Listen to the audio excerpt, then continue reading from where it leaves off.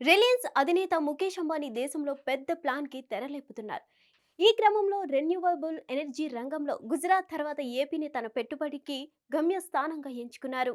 దేశంలోనే అత్యంత సంపన్నుడు రిలయన్స్ ఇండస్ట్రీస్ అధినేత ముఖేష్ అంబానీ గుజరాత్ వెలుపల బయోగ్యాస్ ప్లాంట్ ను ఏర్పాటు చేయనున్నారు. రిలయన్స్ ఇండస్ట్రీస్ లిమిటెడ్ వచ్చే 5 ఏళ్లలో 500 కాంప్రెస్డ్ బయోగ్యాస్ ప్లాంట్లను ఏర్పాటు చేయనుంది.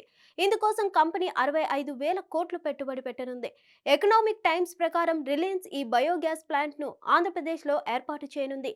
క్లీన్ ఎనర్జీ చొరవ కింద గుజరాత్ వెలుపల కంపెనీ చేసిన అతిపెద్ద పెట్టుబడి ఇదే. ముంబైలో అనంత్ అంబానీ, ఆంధ్రప్రదేశ్ ఐటీ శాఖ మంత్రి నారా లోకేష్ మధ్య ప్లాన్ ఫైనల్ అయింది. ఆర్ఐఎల్ క్లీన్ ఎనర్జీ కార్యక్రమాలకు అనంత్ అంబానీ నాయకత్వం వహిస్తున్నారు. నేడు విజయవాడలో ముఖ్యమంత్రి చంద్రబాబు నాయుడు సమక్షంలో ఆర్ఐఎల్ ఆంధ్రప్రదేశ్ పరిశ్రమల శాఖ మధ్య అవగాహన ఒప్పందం కుదుర్చుకోనుంది. ఈ విషయం తెలిసిన ప్రజలు ఒక్కో ప్లాంట్ కు 130 కోట్లు పెట్టుబడిగా పెట్టి రాష్ట్రంలోని బంజరు భూముల్లో నిర్మిస్తామన్నారు.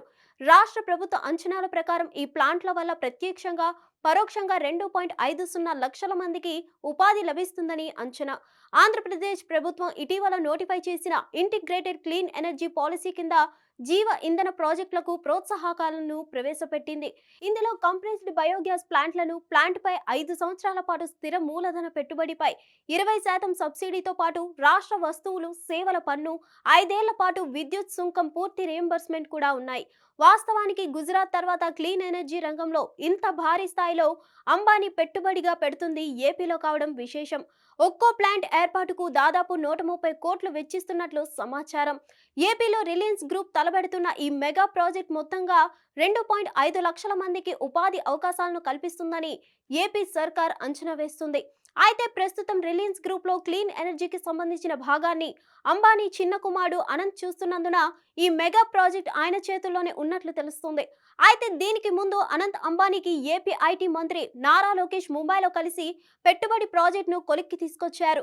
దీనికి తోడు గత వారంలో మంత్రి లోకేష్ సుజలాన్ ఎనర్జీ కంపెనీ సీఈఓతో మాట్లాడుతూ ఏపీలో పెట్టుబడులకు ఉన్న అపార అవకాశాల గురించి వెల్లడించారు.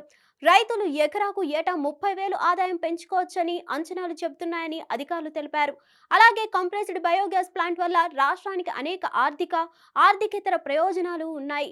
ప్రాథమిక అంచనాల ప్రకారం 500 ప్లాంట్ల కోసం 25 సంవత్సరాల్లో రాష్ట్ర వస్తువులు సేవల పన్ను వసూళ్లు, విద్యుత్ సుంకం, ఉపాధి కల్పన పన్ను ద్వారా 57,650 కోట్లు, 2,50,000 ఉద్యోగాల కల్పనను మంత్రి ప్రశంసించారు.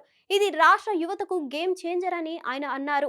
ఆర్ఐఎల్ ప్రభుత్వ బంజరు భూములను పునరుద్ధరించడమే కాకుండా రైతులతో కలిసి పనిచేస్తుంది. వారి ఆదాయాన్ని పెంచడానికి శక్తి పంటల సాగులో వారికి శిక్షణ ఇస్తుంది. ఈ ఒప్పందం వల్ల రైతులకు మాత్రమే లబ్ధి చేకూరుతుందని అధికారులు తెలిపారు. రైతులు ఏటా ఎకరాకు 30,000 ఆదాయం పెంచుకునే అవకాశం ఉంటుంది. బయోగ్యాస్ ప్లాంట్ వల్ల రాష్ట్రానికి అనేక ఆర్థికేతర ప్రయోజనాలు కూడా చేకూరనున్నాయి. మరిన్ని అప్డేట్స్ కోసం stay tune to hit TV. Hit TV app ని డౌన్లోడ్ చేసుకోండి. ఇందులో short news, live news, entertainment movies అన్ని అవైలబుల్ గా ఉన్నాయి. Please download Hit TV app. Hit TV app. Hit TV యాప్ని ఫ్రీగా డౌన్లోడ్ చేసుకోండి.